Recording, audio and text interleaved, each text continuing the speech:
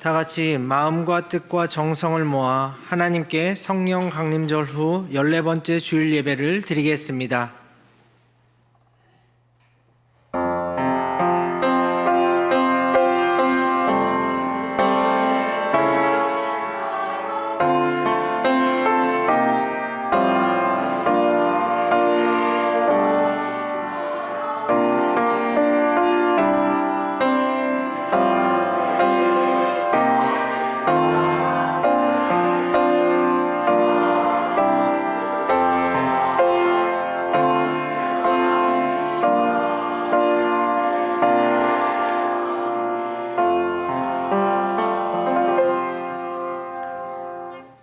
이날은 여호와께서 정하신 것이라. 이날에 우리가 즐거워하고 기뻐하리로다. 여호와여 구하옵나니 이제 구원하소서. 여호와여 우리가 구하옵나니 이제 형통하게 하소서. 만유의 주가 되시는 하나님 아버지, 무더운 날씨에도 저희에게 건강을 허락해 주시고 시원한 바람이 부는 계절을 이렇게 허락해 주시니 감사합니다. 그러나 주님께서 아름답게 만들어 놓으신 세상을 온전히 누리지 못하며 분주하게만 살아왔습니다. 이제 주일을 맞이하여 마음을 가다듬고 주님의 품에 안겨 싸우니 우리의 심령에 소망을 심어 주옵소서. 우리 마음에 하나님의 풍요로운 사랑을 채워 주옵소서. 예배의 주관자 되시는 예수님의 이름으로 기원하옵나이다. 아멘. 다 같이 자리에서 일어나셔서 찬송가 26장, 446장 찬양하시겠습니다.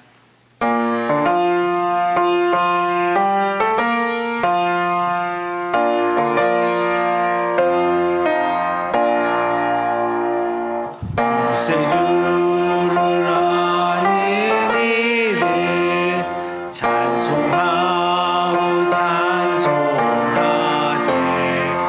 마음과 뜻과 힘 다하여 경배드리세. 주를 알지 못한 이들 주가 친히 인도하사 그의 피로 구속하니 찬송 부르세. 약한 사람 도움받아 시험 중에 참게 되니 모든 죄를 이길 힘은 믿음뿐이라.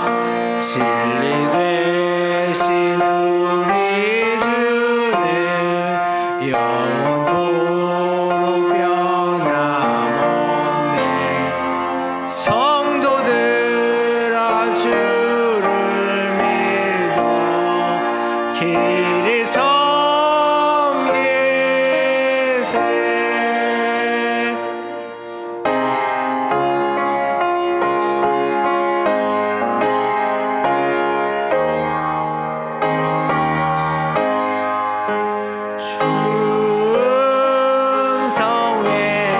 충성에는 참 기쁨 없도다.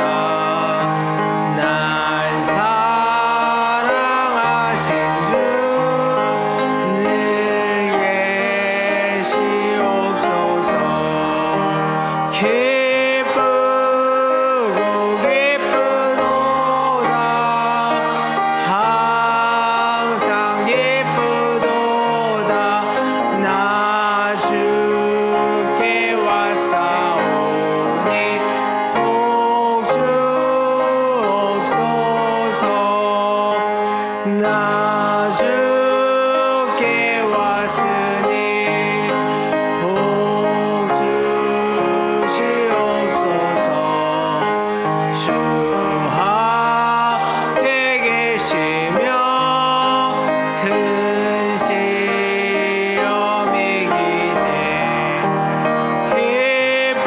기쁘고 기쁘도다. 항상 기쁘도다. 나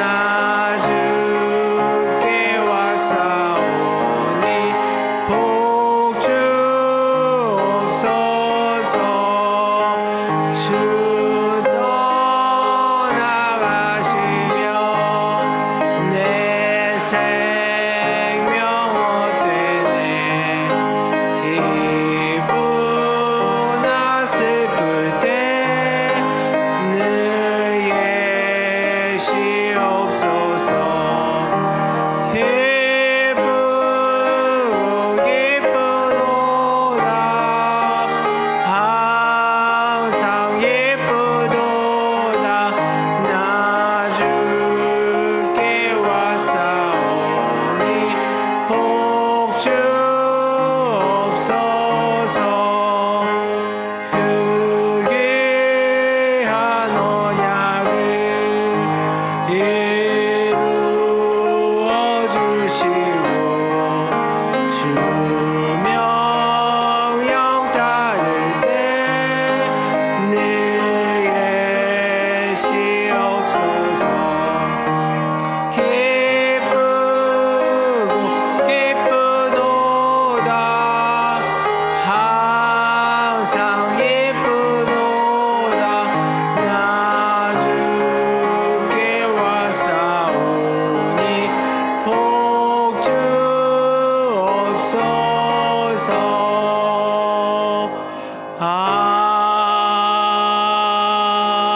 아멘.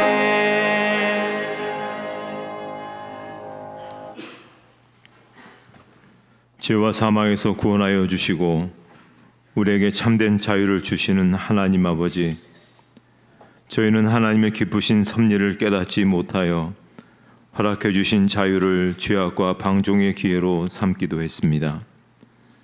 거룩한 산 제물로 하나님께 드려야 할 육신을 죄악의 도구로 사용하며 살았습니다. 하나님을 찬양해낼 입으로는 이웃을 향한 불평과 원망으로 쏟아내었습니다. 성령님께서 머무시는 마음 중심에 더럽고 추한 생각들이 가득했습니다. 주님, 이 모든 죄를 회개합니다. 용서하여 주시옵소서. 이제는 하나님과 우리만이 아는 은밀한 죄를 계속해서 참여하며 고백합니다.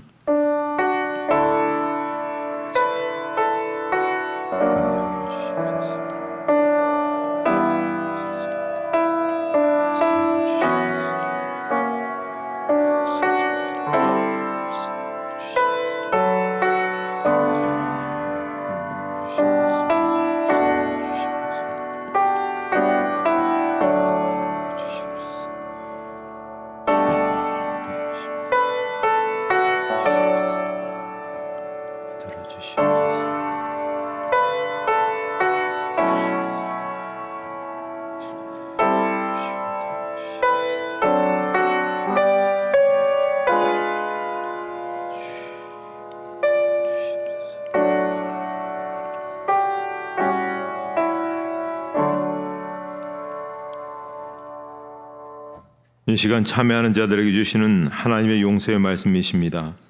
내가 내게 노하지 아니하며 너를 책망하지 아니하기로 맹세하였노니 산들이 떠나며 언덕들로 옮겨질지라도 나의 자비는 내게서 떠나지 아니하며 나의 화평의 언약은 흔들리지 아니하리라. 너를 긍휼히 여기시는 여호와께서 말씀하셨느니라. 아멘. 사도신경으로 우리의 신앙을 고백하겠습니다. 나는 전능하신 아버지 하나님 천지의 창조주를 믿습니다. 나는 그의 유일하신 아들 우리 주 예수 그리스도를 믿습니다. 그는 성령으로 잉태되어 동정녀 마리아에게서 나시고 본디오 빌라도에게 고난을 받아 십자가에 못 박혀 죽으시고 장사된 지 사흘 만에 죽은 자 가운데서 다시 살아나셨으며 하늘에 오르시어 전능하신 아버지 하나님 우편에 앉아 계시다가 거기로부터 살아있는 자와 죽은 자를 심판하러 오십니다. 나는 성령을 믿으며 거룩한 공교회와 성도의 교제와 죄를 용서받는 것과 몸의 부활과 영생을 믿습니다. 아멘. 찬송가 6장 찬양하시겠습니다.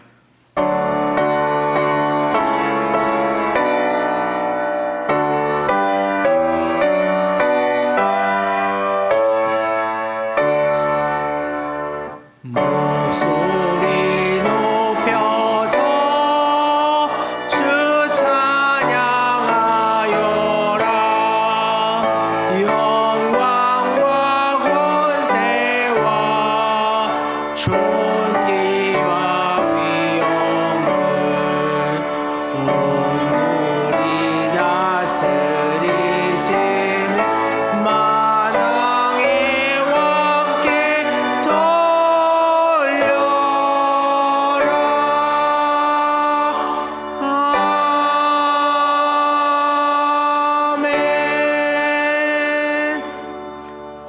자리에 앉으신 후에 교독문 39번 시편 95편 말씀 함께 교독하시겠습니다. 오라 우리가 여호와께 노래하며 우리가 감사함으로 그 앞에 나아가며 여호와는 크신 하나님이시오 땅의 깊은 곳이 그의 손안에 있으며 바다도 그의 것이라 그가 만드셨고 오라 우리가 굽혀 경배하며 그는 우리의 하나님이시오 우리는 그가 기르시는 백성이며 그의 손이 돌보시는 양이기 때문이라. 아멘. 김명호 장로님께서 기도 인도해 주시겠습니다.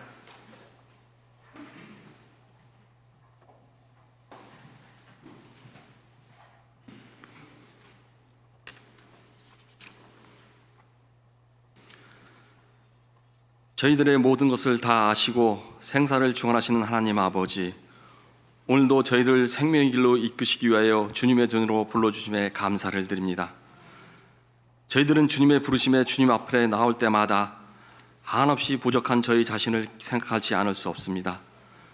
주님의 사랑과 은혜를 거스리는 삶으로 주님의 마음을 안타깝게 하고 사랑하는 사람들의 마음 또한 아프게 한 것이 너무나 많았습니다.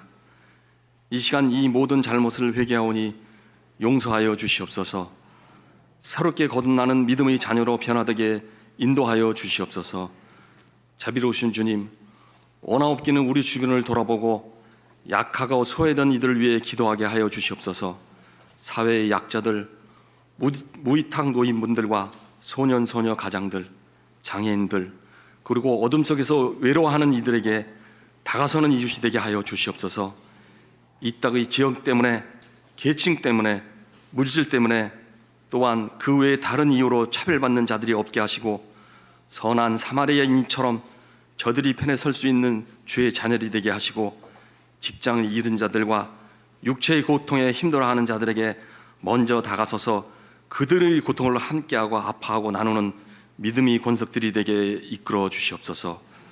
사랑의 주님, 이 시간 저희들이 믿음을 더하여 주시고 언제 어디서나 온전한 마음과 자세로 주님을 향한 힘있는 믿음이 전진만 있게 하여 주시옵소서. 저희들이 삶이 그리스도인들이 온전한 삶으로 살아가게 하여 주시고 이 세상의 어둠을 밝히는 등불이 되게 하시며 그리스도인의 향기를 풍겨 이 세상을 아름다워지게 하는 저희 모두가 되게 인도하여 주시옵소서. 능력의 하나님 아버지, 주님께서 핏값으로 세우신 대형교회에 기도드립니다. 이 교회가 마음과 뜻과 정성을 다하여 주님께 예배하는 주님의 자녀들이 넘쳐나게 하시고 주님에 대한 헌신과 섬김, 봉사가 살아있는 교회가 되게 하여 주시옵소서. 무엇보다도 죄 많은 세상을 향하여 십자가의 복음을 담대히 증거하고 세계 선교에도 소홀함이 없는 교회 되게 은혜 베풀어 주시옵소서. 그 어떤 영혼이라도 주님의 능력으로 새로워지고 변화받는 축복의 동상이 되게 인도하여 주시옵소서. 자비로우신 하나님 아버지, 이 나라를 기억하여 주시옵소서. 현재 우리나라를 둘러싸고 있는 정치적 문제, 북한과의 지속적인 대립 상황을 주님께서 간섭하셔서 평화 통일이 이루어지게 하여 주시고 한반도를 둘러싸고 있는 열강들이 저희 나라를 함부로 간섭하지 못하도록 더욱 강하고 부강토록 역사하여 주시옵소서. 그러므로 말미암아 우리 대한민국이 세계 속에서 우뚝 서서 모든 민족과 열방에 선한 영향력을 끼치는 하나님의 나라가 되게 인도하여 주시옵소서. 오늘도 보이지 않는 곳에서 성김을 실천한 주의 자녀들에게 은총을 베풀어 주시고 영육가나 형통케 하시며 이 나라를 지키기 위해 수고하는 우리 젊은이들과 먼 타국 땅에서 복음 들고 땀 흘려 수고하시는 선교사님들도 기억하시어 주님의 평강과 사랑을 풍족하게 부어 주시옵소서. 늘 감사와 기쁨으로 주님께 찬양으로 경배하는 할렐루야 찬양대를 찬양을 기쁘게 흠양하시고 수고하는 대원들에게 주님의 은총 내려 주시옵소서. 오늘도 생명의 말씀 들고 단위에 서신 목사님 성령의 권능으로 붙들어 주시고 그 말씀 듣는 저희들은 큰 은혜 받는 시간 되게 하시며 심령이 새롭게 거듭나는 생명의 시간이 되게 하여 주시옵소서. 우리 죄를 위하여 십자가 지신 우리 구주 예수 그리스도님 받들어 감사하며 기도드리옵나이다. 아멘.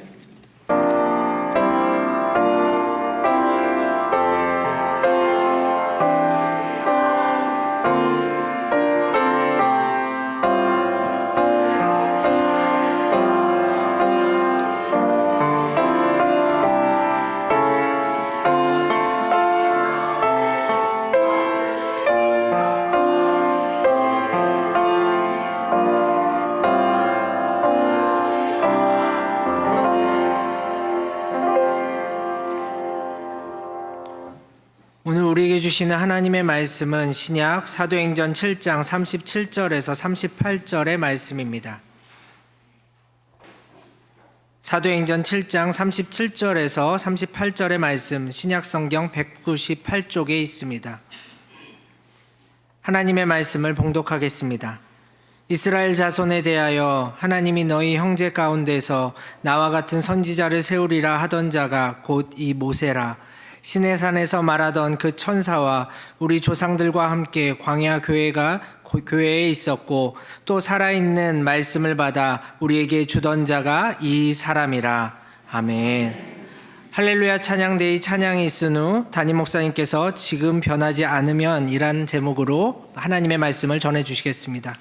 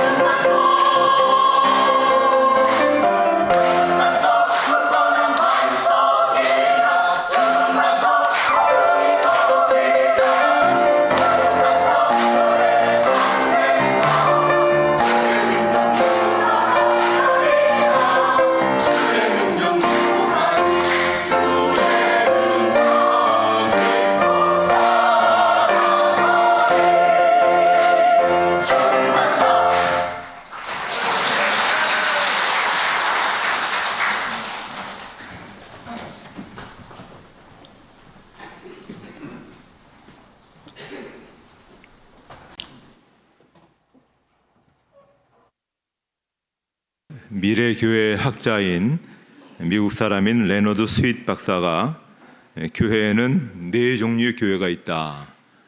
그러면서 특별히 미국 사람이니까 알파벳 M자를 사용해서 그렇게 분류를 한 것을 볼 수가 있습니다.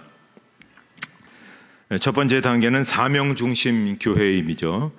교회가 처음 설립될 때는 모두가 이 꿈을 향해서 달려나갑니다. 모두가 함께 건강한 교회, 또 사명 중심의 교회를 세우기 위해서 몸부림치게 됩니다. 비본질적인 것은 신경 쓰지 않고 예배와 선교, 이웃사랑을 실천하기 위해 가난한 이웃을 섬기려고 했습니다. 이렇게 교회가 세워지던 초기에는 하나님께서 맡겨주신 건강한 교회를 또 본질적인 사명을 향해서 모든 사람들이 그렇게 힘있게 달려나가게 됩니다. 그런데 불행한 것은 죄성을 가진 인간들은 그 처음 정신을 유지할 능력이 없습니다. 그러다 보니 이제 비극이 발생하는데요. 사명 중심 교회가 이제 세월이 흐르면 두 번째 단계로 변질되어 나가기 시작하는데 바로 목회적 교회라고 한다는 것입니다. 그러니까 사명 중심 교회는 굉장히 역동적이고 유기적이고 또 형식보다는 본질을 중요하게 여기는 모습이죠. 오늘도 찬양을 통해서 우리가 가만히 있는 것보다 같이 이렇게 박수로 참여하는 것처럼 뭔가 역동적인 것이 사명 중심 교회였다고 한다면, 이 목회적 교회는 뭐냐면 이런 유기적인 모습은 이제 사라지고 일 중심 또 사역 중심이 되어서 점차 이제 행정 조직화 되어 간다는 것입니다. 우리 교회도 이 단계를 피할 수 없는 것 같습니다. 우리 교회도 처음에는 분명 사명 중심 교회로 출발했을 것입니다. 그러다 점차 사람이 모이면서 조직을 만들고 또 정비해야 되는 일들이 또 필요했던 것이겠죠. 자, 목회적 교회에서 이제 시간이 더 흐르게 되면 세 번째로는 현상 유지적 교회가 된다는 것입니다. 자, 이 정도 단계에 오르면 이제 과거 이야기가 많습니다. 옛날에 우리가 이렇게 섬겼지, 옛날에 우리가 이렇게 사역했지, 옛날에 우리가 이렇게 땀 흘렸지, 옛날 이야기가 점차 많아진다는 것이죠. 그리고 이제 이 정도 되면 모험을 감수해서 역동적으로 앞으로 나가는 그런 모습은 점차 사라지고 그저 현상 유지하는 데 급급한 그런 교회가 된다는 것입니다. 세 번째 단계를 방치하면 이제 네 번째 단계로 교회로 넘어가는데 그것이 바로 박물관 교회입니다. 말 그대로 완전히 굳어져 버린 관람용 교회가 되는 것이죠. 지금 유럽에 보면 어떻습니까? 유럽을 여행해 보시면은 많은 교회와 성당들이 예배드리는 것이 아닌 그저 문화의 공간으로 또 관광지로 변해버린 것을 볼 수가 있습니다. 자, 사명 중심 교회로 시작한 교회가 시간의 흐름에 따라서 박물관 교회로 전락하는 것은 어떤 특별한 경우에 일어나는 변질이 아닙니다. 특별히 타락해서 혹은 변질되려고 애를 써서 그렇게 된 것이 아니라 그냥 내버려 두면 교회는 또 사람들은 저절로 그렇게 변질되어 간다라고 하는 것입니다. 그렇기 때문에 교회는 항상 새로워지려고 해야 됩니다. 그런데 지난 역사를 보게 되면 교회는 한 번도 새로워져 본 적이 없습니다. 교회가 새로워져야 된다는 이 필요성은 모두가 인정함에도 불구하고 자기 중심적인 신앙생활에 안주해서 결국 교회가 새로워진다라는 것이 무엇을 의미하는지 생각조차 해보려고 하지 않는 경우가 많다는 것입니다. 자, 그렇다면 교회를 새롭게 한다는 것은 구체적으로 어떻게 한다는 것일까 하는 것이죠. 자, 이스라엘 백성들은 메시아께서 이 땅에 강림하시기를 열망했습니다.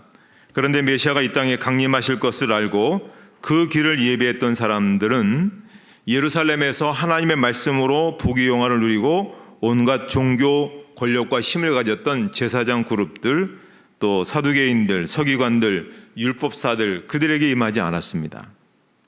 세상에서 권력이 있었던 그들에게 하나님을, 예수님을 예비하는 그러한 특권을 주시지 않았죠. 아무것도 없는 세례 요한에게 주신 것입니다. 누가복음 3장 1절에 보면 이런 말씀이 나옵니다. 디베르 황제가 통치한 지 15해 곧 본디오 빌라도가 유대의 총독으로, 헤롯이 갈릴리의 분봉왕으로, 그 동생 빌립이 이두레와 드라고니 지방의 분봉왕으로, 루사니아가 아빌레네 분봉왕으로, 안나스와 가야바가 대제사장으로 있을 때에 하나님의 말씀이 빈들에서 샤갈의 아들 요한에게 임한지라. 자, 이 말씀을 보시면 여기에 8명이 등장합니다. 세례 요한을 제외하고 나머지는 누굽니까? 그 시대 1인자들이죠. 그 지역의 통치자의 1인자들입니다. 그 시대 그 지역에서 감히 넘볼 수 없는, 견줄 수 없는 그런 사람들이었습니다. 그들에 비하면 세례 요한은 거지와 다름없습니다. 집이 있습니까? 은행 통장이 있습니까? 변변한 옷도 없어서 낙타 털옷에 가죽들 띠고 먹는 것도 제대로 먹지도 못했습니다. 반면에 황제나 총독이나 분봉왕이나 대제사장들은 굉장히 화려하죠. 그들에 비해서 세례 요한은 그냥 거지입니다. 자, 그런데 하나님의 말씀은 바로 세례 요한에게 임했습니다. 메시아가 오십니다. 메시아의 길을 예비하십시오. 자, 그럼 왜 하나님의 말씀이 세례 요한에게만 임했을까요? 왜 대제사장에게 임하지 않고 왜 황제에게 임하지 않았을까요? 아시듯이 로마 황제는 그 거대한 로마 제국의 3권을 장악한 사람입니다. 로마 제국에서 가장 웅장한 황궁에서 사는 사람입니다. 본디오 빌라도는 유대 총독입니다. 유대 지방에서 초롱성 같은 총독 관저에서 삽니다. 분봉왕들은 자기 통치 지역에서 그들의 왕궁보다 더 큰 집에서 사는 사람은 없을 것입니다.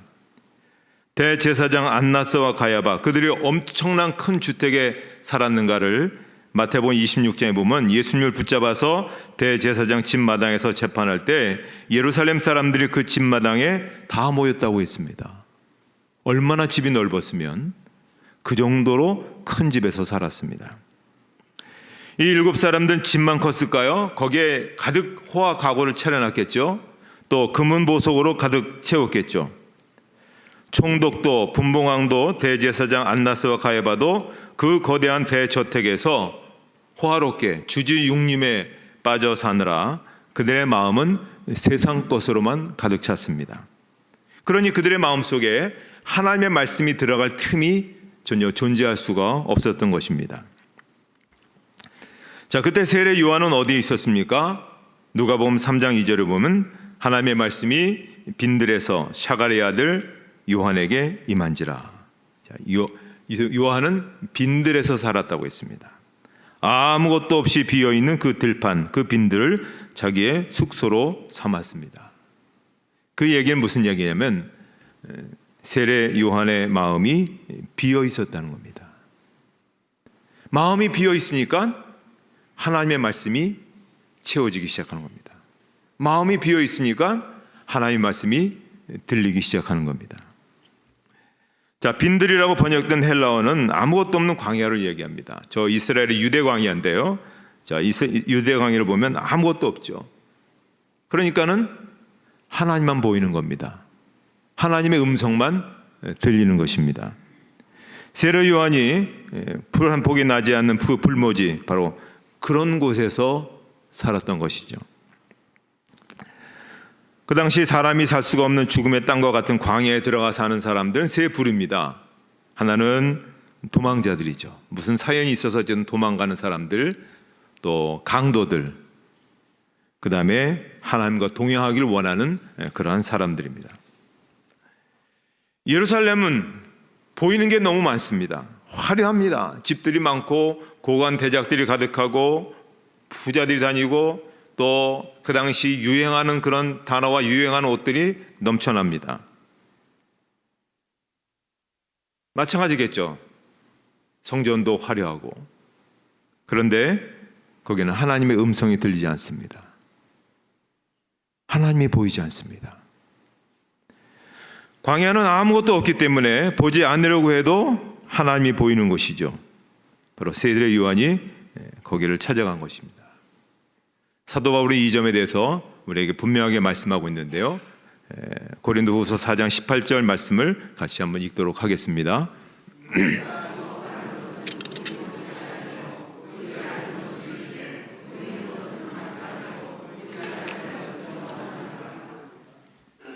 자, 우리가 코로나 시대에 교회 나오지 못했을 때 예배를 드렸습니다. 지금도 예배를 집에서 드리는 분 계실 텐데, 자, 예배를 집에서 드릴 때와 하고 이 예배당이 와서 드리는 것과 어떤 차이가 있습니까? 여기가 좀 더 거룩하게 느껴지지 않습니까? 그런데 이 눈에 보이는 것들도 사실은 점점 쇠퇴하고 있다는 것입니다. 터키에 가보시면 2000년 전에 우리 신앙의 선배들이 지은 어마어마한 예배당들이 있습니다. 근데 다 허물어졌습니다. 영원하지 않은 것이죠. 그리스도인들은 누구냐면 보이지 않는 것 너머를 보는 그런 사람들을 말하는 것입니다. 그것이 영원한 것이기 때문에 그렇습니다. 광야에 가면 바로 그 영원하신 하나님을 볼 수가 있는 것입니다. 예수님께서 이 땅에 태어나셨을 때 제일 먼저 예수님이 태어나신 것을 알고 가서 경배한 사람들은 바로 광야에서 양을 치던 목자들이었습니다. 목자들이 광야에서 양을 치다가 밤이 되면 모닥불을 피워놓고 하늘을 우러러 보았습니다. 그때 하늘에서 천사가 내려와서 선포하죠. 구주가 나셨다. 가서 경배하라. 평생 그걸 직업으로 삼아서 연구하고 주석하고 설교하고 했던 대제사장, 율법사, 서기관들은 예수님이 오신 줄도 몰랐습니다. 그런데 광야에서 목자들이 먼저 알고 와서 경배했습니다. 예수님에게 제일 먼저 이분이 왕이라고 예물을 바쳤던 사람들이 누구였습니까? 동방박사들이었습니다. 별을 관측하는 사람들이죠. 지금도 별을 관측하는 관측소는 대부분 도시에 있지 않고 저 깊은 산 속에 있습니다. 옛날에 할지라도 도시였기에 밤이 되면 집집마다 창문으로 다 불빛이 새어 나옵니다. 그런 곳에서는 하늘의 별이 제대로 관측이 될 수가 없는 것이죠. 그래서 옛날에 천문학자들은 다 광야로 나갔습니다. 사방이 캄캄한데 하늘만 쳐다보는 것이죠. 그들이 메시아가 태어났다는 것을 알고 그 먼 곳에서부터 예물을 들고 와서 예수님께 첫 번째 예물을 바치는 그런 주인공들이 되었습니다. 그럼 한번 생각해 보십시오. 메시아가 태어나실 것을 알고 그 길을 예비한 사람, 메시아가 태어나신 것을 알고 제일 먼저 경배한 사람, 메시아가 태어나신 것을 알고 제일 먼저 예물을 바친 사람, 공통점이 뭡니까? 광야에 살았습니다. 화려하지 않지만, 변변한 것 없지만 광야에서 늘 하나님을 대면했던 그런 사람들입니다. 자, 그 부분에 대해서 스데반 집사께서 설교한 내용 가운데 이런 말씀이 나옵니다. 사도행전 7장 37절로 38절 오늘 본문 말씀을 같이 한번 읽도록 하겠습니다.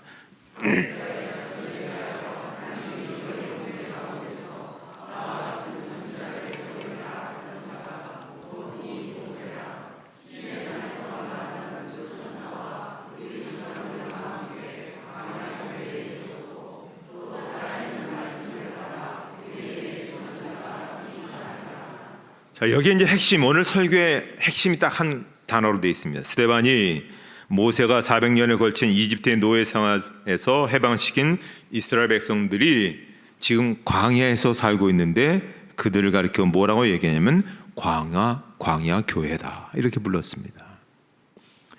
이스라엘 백성들이 광야 교회가 되었기 때문에 그들은 하나님의 불기둥과 구름기둥의 인도를 받았습니다. 그들은 만나와 메추라기로 먹을 수가 있었던 것입니다. 오늘날의 교회는 어떻습니까? 오늘날 교회 예배당은 철옹성 요새와도 같습니다. 오늘 대형 교회들을 보십시오. 교인들이 헤아릴 수 없이 많이 모여듭니다. 건물들이 얼마나 웅장하고 멋진지 모릅니다. 돈들이 얼마나 많은지 알 수가 없습니다. 돈이 힘이 있어서 일을 하는 것처럼 보입니다. 사람들마다 다 그쪽으로 바라보고 그쪽에서 무엇인가 도와주길 바라고 그렇게 손을 벌리고 있습니다. 그런데 하나님이 보이지 않습니다. 하나님의 음성이 들리지 않습니다. 하나님이 보이는 교회가 되어야 됩니다. 하나님의 음성이 들리는 교회가 되어야 됩니다. 그러려면 우리 마음이 세상으로 가득했던 우리의 마음이 비워져야 됩니다. 우리의 마음이 광야가 되어야 됩니다. 그럴 때 우리 교회가 광야 교회가 되는 것이고, 그럴 때 하나님이 말씀하시고 하나님이 보이는 것이고 하나님이 새롭게 하시는 역사를 우리가 맞이하게 되는 것입니다. 요즘 한국교회가 많이 위축되고 약화되어 가고 있습니다. 그 해결책을 찾기 위해서 많이 몸부림치고 있습니다. 저도 마찬가지로 생각합니다. 그래서 어떻게 하면 좀 우리가 어떠한 도전을 좀 받아야 될까 싶다가 그 옛날 힘든 시절에 광야 교회를 이루면서 신앙의 길을 세워갔던 우리 신앙의 선배들의 길을 한번 찾아봐야 되겠다. 그들이 가졌던 마음, 그들이 어떠한 형편에 있었는지를 좀 눈으로 좀 봐야 되겠다 싶어서 저희 노회하고 협력해서 저희 노회 한 38분이 이제 내일부터 한 12일 정도로 그렇게 이제 다녀오려고 합니다. 하나님께서 제게 지혜를 주셔서 다 이렇게 볼 수 있고 또 이렇게 기획할 수 있게 하셔서 처음으로 이렇게 만들어졌는데요. 대부분 이런 지역들입니다. 너 전도하면 죽는다. 너 전도하면 감옥에 가둔다. 그래도 평신도했지만 전도하다가 감옥에 갇혀서 12년 동안 감옥 생활합니다. 그리고 거기에서 하나님께 주신 은혜를 갖고 글을 쓰죠. 그래서 철로 역정이라고 하는 성경 다음으로 많이 읽혀지는 그런 책을 쓰게 된 존 번연이 사셨던 곳. 우리 장로교를 세우기 위해서 온갖 고통을 다 당하면서도 그래도 여왕하고 싸워서 기도하면서 장로교 국가를 만든 존 낙스 목사님. 우리 평양 대부흥운동이 있기 앞서서 영국 캐직이라는 지방이 있습니다. 거기에서부터 사람들 모여서 주여 우리를 부흥하게 해주십시오. 우리가 다시 한번 새로워지게 해주십시오. 그렇게 했을 때 거기에서 하나님의 은혜가 임해서 그래서 그 캐직에서 성령의 부흥이 일어나서 웨일즈로 그리고 인도로 그리고 평양으로 이렇게 약 2, 3년 안에 엄청난 세계 대부흥의 운동을 일으켰던 그 지점. 그 당시에는 성경을 읽지 옛날에 성경을 자기네 나라 말로 읽으면 화형에 처했습니다. 그럼에도 불구하고 성경을 라틴어가 아닌 영어로 번역을 해서 설교하다가 순교하신 존 위클리프 목사님. 어린아이들이 복음에 접하지 않아서 막 이리저리 막 방황하고 있는 것을 보고 어린아이들을 위한 복음을 전해야 되겠다 싶어서 처음으로 주일학교를 시작한 그런 것이 있습니다. 또 우리나라 최초의 선교사인 토마스 목사님, 지난번에 우리 교회에 오셔서 설교하신 한국분이 이제 그 교회 담임이 되셨지만 하노버 교회, 도대체 그 교회는 어떤 교회인지 지금부터 150년 전에 한국이란 나라가 어떤 나라인지 알지 못함에도 불구하고 그 작은 교인들이 힘을 모아서 선교사를 파송했단 말이죠. 5만 번 기도 응답을 받았는데 단순히 그것이 자기의 어떤 유익을 위한 것이 아니라 고아들을 양육하기 위해서 그저 아무것도 없는데 그들을 먹여 살리기 위해서 기도로서 5만 번 기도 응답을 외쳤던 조지 밀러 목사님, 그리고 전 세계가 나의 교구라고 외친 존 웨슬레 목사님, 올더스 게이트에서 성령의 불을 받고 그렇게 일생을 달려갔던 그 장소. 그리고 마지막에 아까 그림에 보면 에펠탑이 하나 나왔는데요. 에펠탑 우리가 보면 막 관광지고 뭐 아름답고 그렇지만 1572년 8월 24일 날 우리 개신교인들이 우리는 예배의 목숨을 걸었습니다. 예배를 못 드리게 하면 우리는 안 됩니다. 우리는 예배를 드리겠습니다. 예배를 드리다 정부에서 예배를 드리지 못하게 막았는데 예배를 드리러 나가다가 잡혀서 3천 명이 죽었습니다. 파리에서만. 전국적으로 프랑스에서만 3만 명이 죽었지만 그 3천 명 죽은 사람들을 에펠탑 근처에다 다 묻은 겁니다. 그러니까 우리가 화려한 데이지만 화려하지 않습니다. 그것은 우리 기독교인의 눈물의 장소입니다. 거기에 가서 도대체 우리가 어떻게 광야 교회가 되어야 될 것인지, 우리가 이 물질 문명이 화려한 이 세상 속에서 하나님의 교회를 세우고 하나님의 음성을 듣는 그런 교회들을 세워가고 가야 되는지 그런 것들을 고민하고 또 조돈받는 그런 기회로 삼으려고 하는 겁니다. 자, 우리가 코로나 시기를 거치면서 자의반 타의반 많이 위축이 되었습니다. 웅크리고 있습니다. 지금도 여전히 변함없이 우리는 많이 위축되어 있고 비전도 잃어버리고 꿈도 잃어버리고 있습니다. 언제까지 우리가 그렇게 살아가야 되겠습니까? 우리의 꿈과 비전을 회복해야 됩니다. 그러려면 물질에 고정되어 있는 우리의 시선, 도시에 고정되어 있던 우리의 시선, 세상에 고정되어 있던 우리의 시선을 거두어서 마음을 비우고 하나님을 바라볼 수 있어야 됩니다. 그런 한 사람 한 사람이 모여들 때, 광야 교인 같은 그런 한 사람 한 사람 모여들 때 우리 교회가 광야 교회가 되어질 것이고, 세상에 유명하고 굉장히 많이 모여드는 거기에 하나님이 말씀하는 것이 아니라 이 광야 교회로 모여든 사람들에게 하나님께서 말씀하시고 하나님의 뜻을 나타내시고 하나님의 일을 이루어 가시는 것입니다. 아직도 늦지 않았습니다. 지금이라도 다시 우리 모두 한 사람 한 사람이 세례 요한처럼 광야 교인이 되어질 때 우리 교회는 광야 교회가 되어지고, 그로 인해서 하나님께서 오늘 우리에게 말씀하시는 그것을 우리가 듣고 그 일들을 이루어갈 수 있는 그런 삶을 가지게 될 것입니다. 우리 교회가 또 여러분이 그렇게 쓰여지시기를 주님의 이름으로 축복합니다. 하나님 아버지, 은혜를 감사합니다. 저희들을 세상의 많은 사람들 가운데서 먼저 불러주시고 먼저 믿게 하시고 구원의 길, 천국의 길을 열어주셨습니다. 하나님, 우리가 믿는 것으로 만족하지 않게 하시고 우리가 천국 가는 것을 만족하지 않게 하시고 우리를 모이게 하신 하나님의 교회를 바로 서는 교회로, 바로 된 교회로 세워가는 저희들 되게 해 주시옵소서. 하나님의 음성이 들려오고 하나님의 모습을 나타낼 수 있는 그런 교회로서 세워가는 저희들 되게 없어서 옆을 바라보지 않게 하시고 유명한 누구를 바라보지 않게 하시고 오늘 내가 또 하나의 세례 요한처럼 또 하나의 광야 교회처럼 그렇게 세워져가는 하나님의 사람들이 되게 해 주시옵소서. 예수님의 이름으로 기도하옵나이다. 아멘.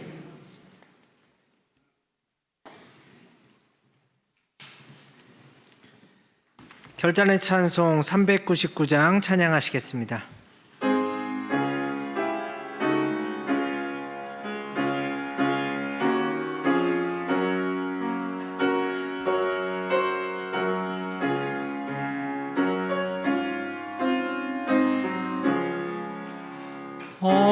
어린 양들아 두려워 말아라.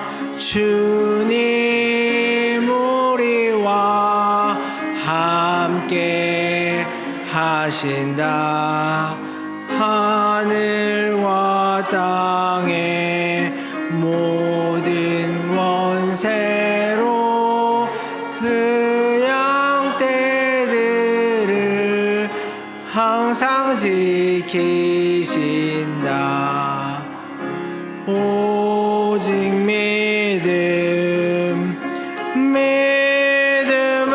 믿음으로 두려움 없으리. 오직 믿음으로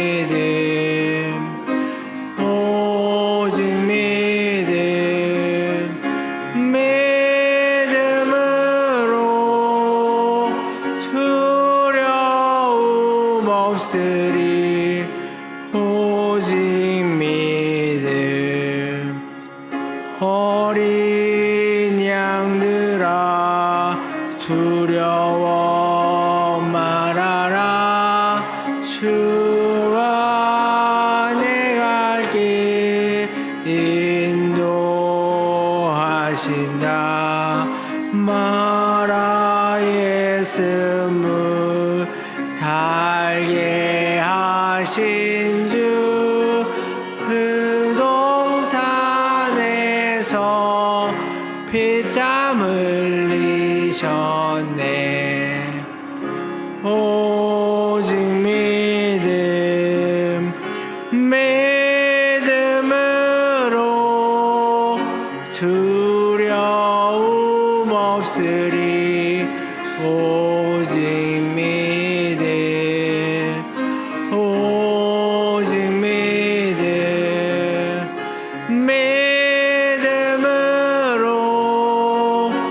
두려움 없으리. 오직 믿음. 어린 양들아 두려워 말아라. 주님 언제나 함께 하신다. 고난과 역경 환난 중에도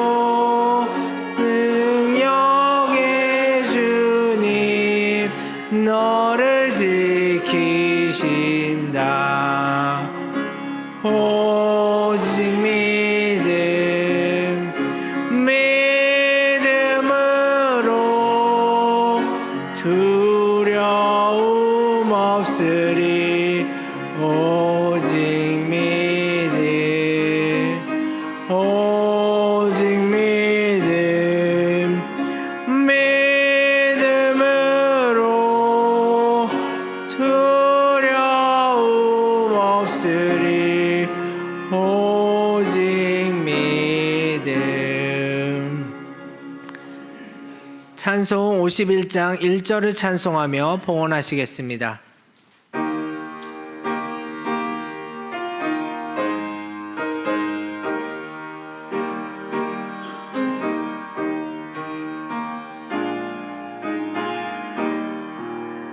주님 주신 거룩한 날 기쁨으로 주 앞에 와 기도하고 찬양하며 주께 경배 드립니다. 내게 주신 귀한 물질 하나님께 드리오니 기뻐 받을 제물로서 연락되게 하옵소서. 아멘. 하나님 아버지 은혜를 감사합니다. 오늘도 하나님 앞에 그 은혜에 감격하여 또 그 말씀에 순종하여 이 시간 귀한 예물을 봉헌합니다. 11조와 감사 주정헌금으로 선교 건축 장학 헌금으로 사랑의 쌀로 그 외에도 여러 가지 모양으로 하나님 앞에 정성과 마음과 뜻을 다해 바칩니다. 하나님 바친 이들을 기억하여 주시옵소서. 그리고 그들에게 복 내려 주시옵소서. 우리의 생사화복을 주장하시는 하나님, 우리의 일을 이루어 주시는 아버지 하나님, 우리의 모든 것들을 선하시 뜻 가운데 인도해 주신 그 하나님의 손길이 오늘도 믿음대로 살고자 살아가는 모든 성도들 위해 임하게 하여 주실 줄을 믿습니다. 그들의 길을 복되게 하시고 그들의 가정을 복되게 하시고 그들의 사업장을 복되게 하여 주시옵소서. 하나님의 영광 위에서 쓰여지는 아름다운 이야기, 놀라운 이야기가 가득한 삶이 되게 해 주시옵소서. 건강도 주시옵소서. 물질도 주시옵소서. 좋은 만남도 있게 하여 주시옵소서. 예상치 못한 좋은 그러한 길로 인도함 받는 은혜도 더해 주시옵소서. 주님의 영광이 가득한 또 한 주간이 될 수 있도록 인도해 주시옵소서. 예수님의 이름으로 봉헌기도 드리옵나이다. 아멘.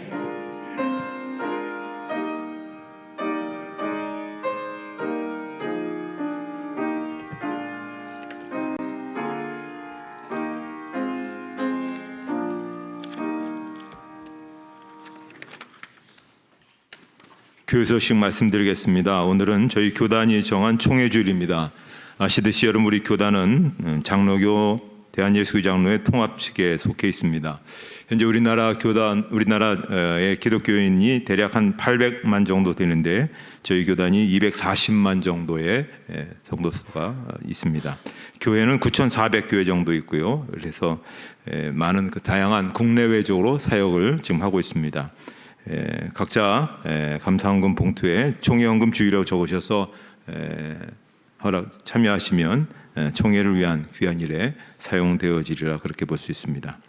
오늘 찬양 예배는 그동안 유치부부터 시작해서 청년부에 이르기까지 수련회를 잘 마치게 되었습니다. 하나님 앞에 감사하는 마음으로 수련회 닿는 예배로 드리겠습니다. 권사 원례 그리고 안수 집사 원례가 2부 예배 후에 있도록 하겠습니다. 그리고 이 시간 이제 등반 시간을 갖도록 하겠습니다. 7월 23일 날 이금순 성도님 등록하셨는데 5주 동안 새신자 교육 잘 받으시고 오늘 그렇게 등반하게 되었습니다. 잠깐 앞으로 나와 주시면 우리 축하의 시간을 갖도록 하겠습니다.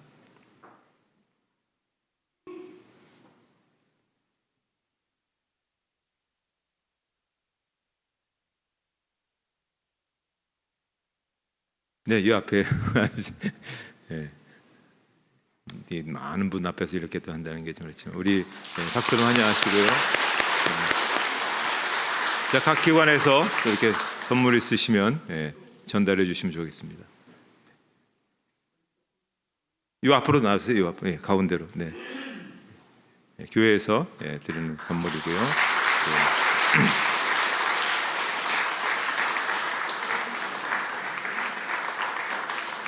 이제 완전한 교인이 되었고, 우리 축복하는 노래 있으니까 그거 우리 하겠습니다.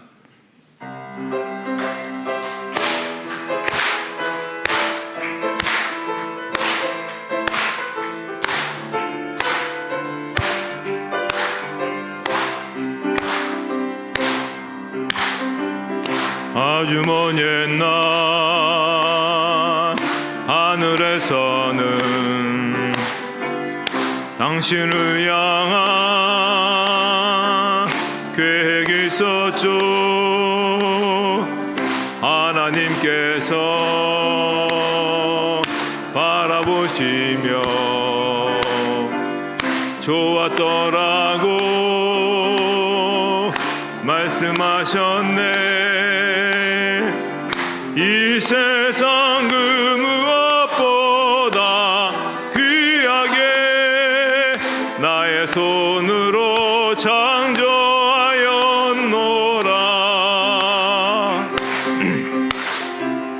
내가 너로 인하여 기뻐하노라. 내가 너를 사랑하노라.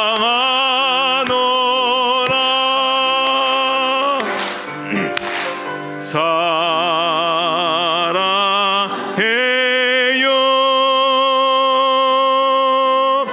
축복해요.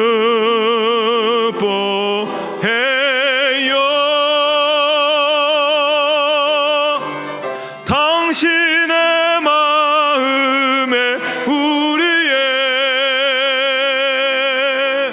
사랑을 드려요. 네, 잘하시면 되겠습니다. 감사합니다. 이제 다 같이 일어나셔서 여러분 주변에 있는 분들과 같이 사랑 인사를 나누시도록 하겠습니다. 사랑합니다. 635장 부르시고 축도로 예배를 마치도록 하겠습니다.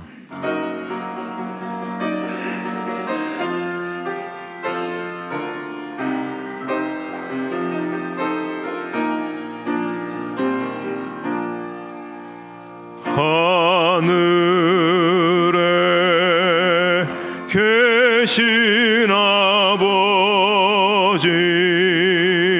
이름 거룩하사 주님 나라 임하시고 뜻이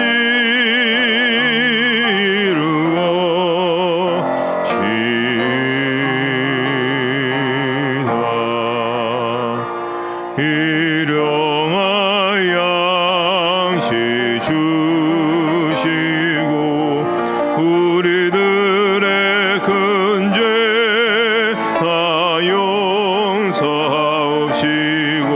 또 시험에 들게 마시고 악에서 구원하소서.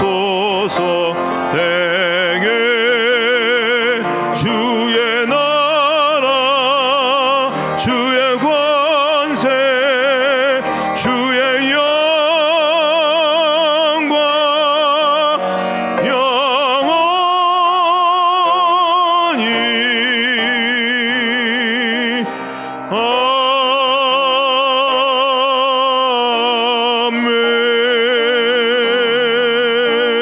아멘. 이제는 우리 주 예수 그리스도의 은혜와 하나님 아버지의 사랑하심과 성령의 인도하심과 교통하심이 예배드린 모든 성도들 머리 위에 이제로부터 영원토록 함께 없으기를 축원하옵나이다. 아멘.